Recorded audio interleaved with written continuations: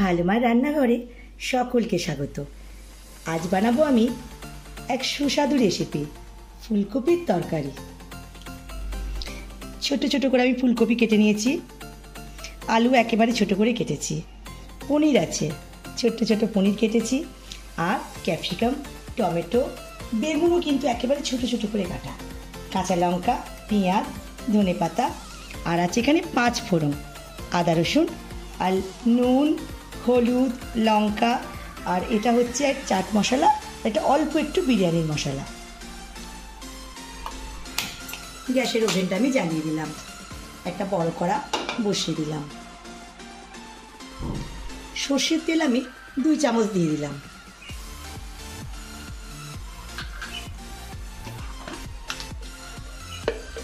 তেলের মধ্যেই আমি 1 চামচ ঘি দিয়ে দেব। তেল গরম হয়ে গেছে, আমি পনিরগুলো আগে ভেজে নেব।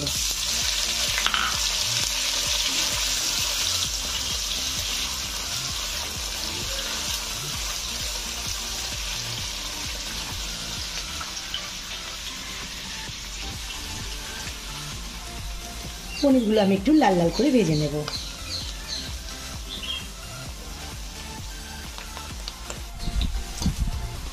লাল লাল হয়ে গেছে পনিরগুলো, আমি এবার তুলে নিচ্ছি।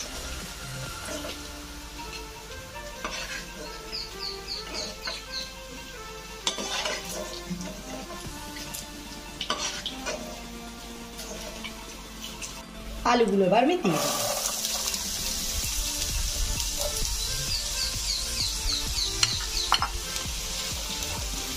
আলুগুলো আমি ভালো করে ভেজে নেব।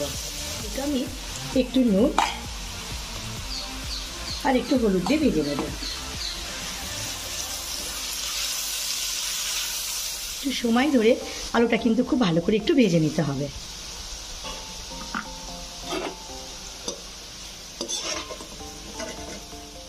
এই যে এইভাবে ভেজে নিতে হবে। তুলে নিচ্ছি আমি আলুগুলো।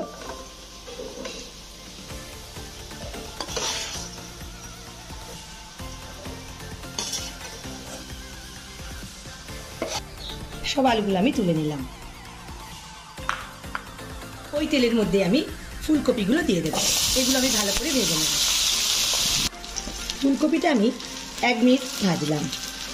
1 মিনিট পর আমি এরই মধ্যে ক্যাপসিকামগুলো দিয়ে দেবো, এগুলো আমি ভালো করে ভেজে নেব। এটাও একটু লাল লাল করে ভেজে নেব।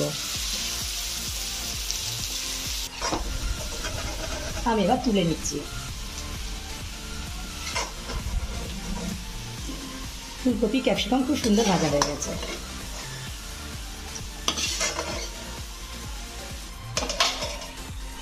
আমি একেবারে 1 চামচ তেল দেবো এবার। তেলের মধ্যে আমি একটা শুকনো লঙ্কা, 2টো এলাচ, একটা দারচিনি, তেজপাতা, আর দেব 5 ফোড়ন দিয়ে আমি এই 10 সেকেন্ডের মতো একটু নাড়িয়ে নেব। পেঁয়াজ দিয়ে দিচ্ছি।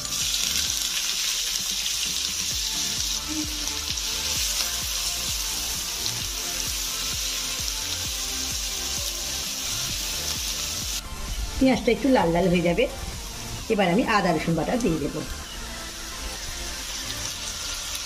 এটা আমি ভালো করে কষিয়ে নেব।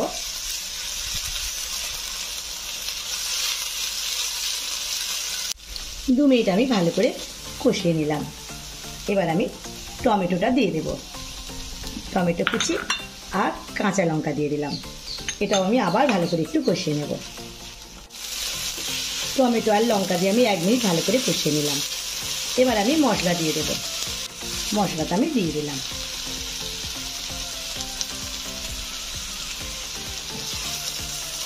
দিয়ে আমি ভালো করে কষিয়ে নেব। ফুলকপি ভাজাটা আমি দিয়ে দিলাম।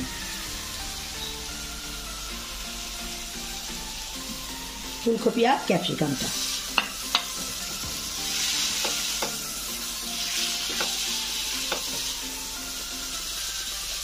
এবার আমি বেগুনগুলো দিয়ে দিলাম।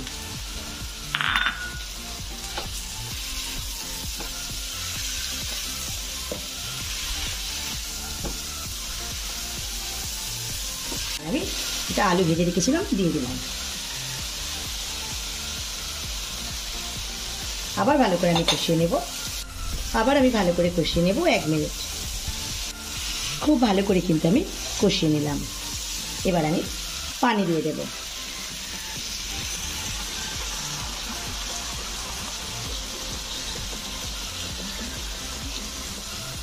খুব বেশি আমি পানি দেব না।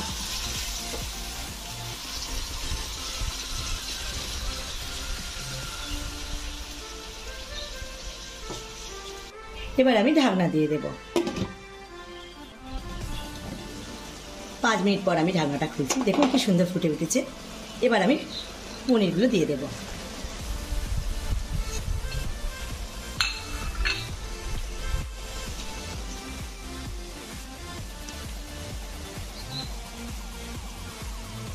আবার আমি ঢাকনা দিয়ে দেব 5 মিনিটের জন্য। 5 মিনিট পর আমি ঢাকনাটা খুলছি। হয়ে গেছে আমার ফুলকপির তরকারিটা।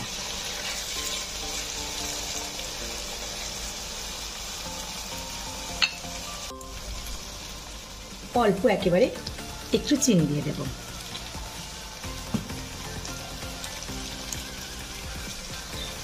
গরম মশলা,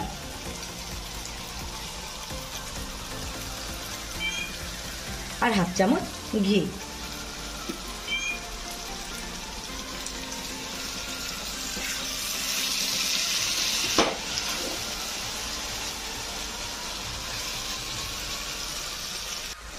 ধনেপাতা কুচি আমি দিয়ে দিলাম উপর থেকে। আমি ওভেনটা বন্ধ করে দিলাম আর এটা আমি 2 মিনিটের জন্য ঢাকনা দিয়ে রেখে দিলাম।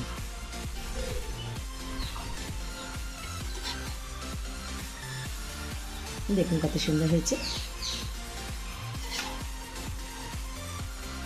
তবে এই তরকারিটা কিন্তু শুকনো শুকনো হবে, এটা ঝোল কিন্তু নয়।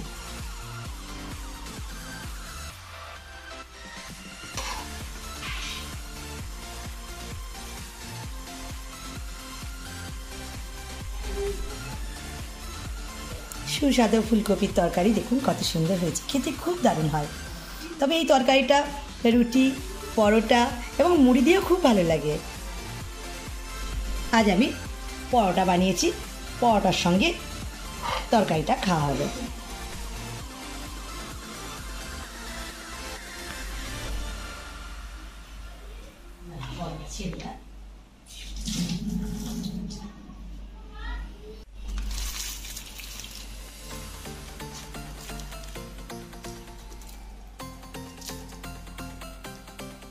ফুলকপিটাও খুব নরম হয়ে গেছে। আজ এই সুস্বাদু ফুলকপির তরকারিটা যদি ভালো লেগে থাকে সবাই লাইক, কমেন্ট ও শেয়ার অবশ্যই করে দেবেন এবং আমার চ্যানেলটি সাবস্ক্রাইব করে দেবেন। সম্পূর্ণ ভিডিওটি দেখার জন্য অসংখ্য ধন্যবাদ।